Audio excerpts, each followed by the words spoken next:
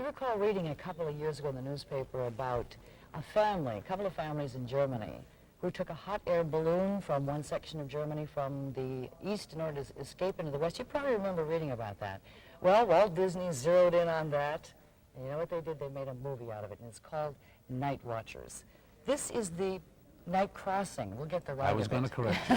Night Crossing, yeah. This is the guy who does all the correction because he's the producer of the film.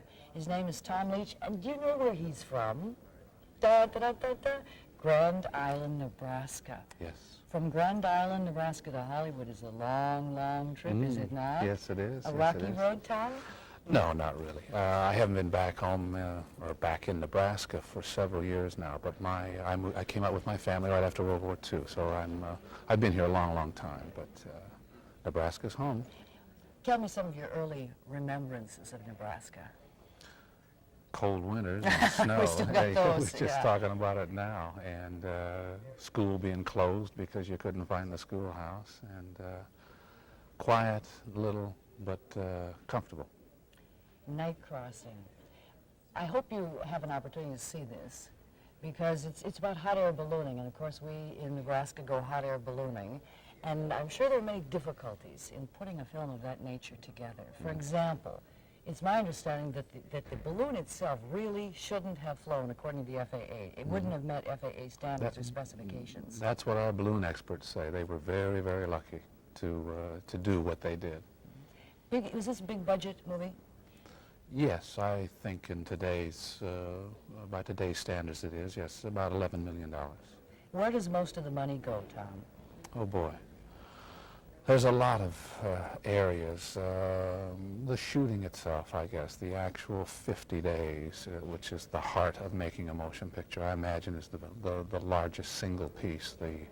A crew of 80 to 100 people for 50 days on location in Europe, and everybody's salary and all the logistics that go with that adds up very quickly. I understand that you had to recreate 1.5 miles of the border.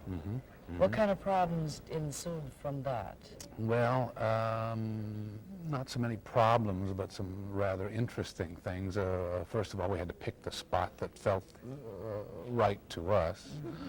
And then it involved 2 or 3 different farmers, so we had to get permission from them to tie up part of their farmland and forego their crop for X amount of weeks is what we originally dealt with, but it turned out to be more like months because of weather problems and so forth. But there was a little road that went right through the middle of our set, and the locals gave us some rather interesting reactions.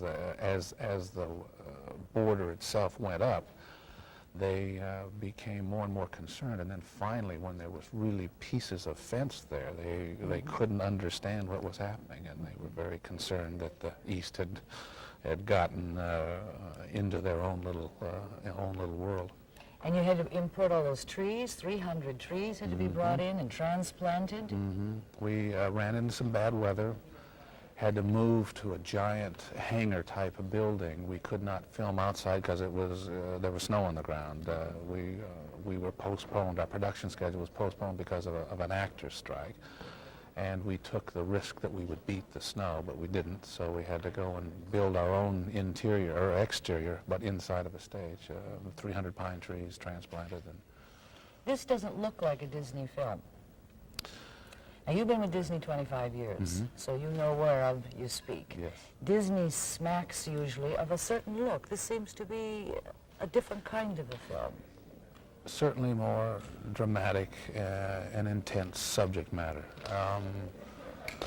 But bottom line for this company has always been family and family entertainment. And this story, as courageous and dramatic and adult as it is about 2 families. So it's still within the same, on the same foundations, but it isn't the Fantastic Voyage or the Mary Poppins kind of a thing. The nice thing about it is it's about real people. What's happened to those people today, Tom? Where are they? They are both still in West Germany in different communities. The one family has realized exactly what he wanted to do. He wanted to be a mechanic, the Wetzels, and he does that. And the other family is involved in an electrical supply store, and both very happy and obviously very much freer than they were 2 or 3 years ago. You know what happens at the end of a successful hot air balloon flight?